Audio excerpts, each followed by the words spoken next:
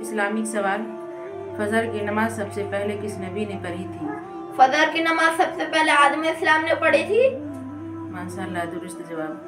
जोहर की नमाज सबसे पहले किस नबी ने पढ़ी थी?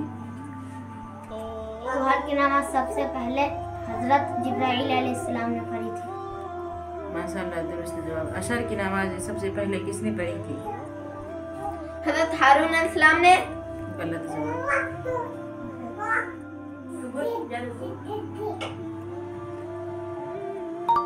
हजरत उज़ैर अलैहिस्सलाम ने। हजरत उज़ैर अलैहिस्सलाम ने। माशाअल्लाह, दुरुस्त जवाब। मगरिब की नमाज सबसे पहले किस नबी ने पढ़ी थी?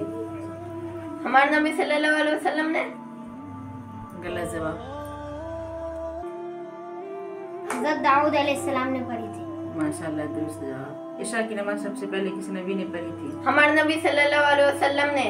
माशाअल्लाह, दुरुस्त जवाब। तो गाइस, ऐसे इस्लामिक वीडियोस के लिए हमारे चैनल को लाइक कर सब्सक्राइब करो और कमेंट जरूर करें कि हमें पता चले क्या हमारी वीडियो आपको कैसी लगे। अल्लाह हाफिज।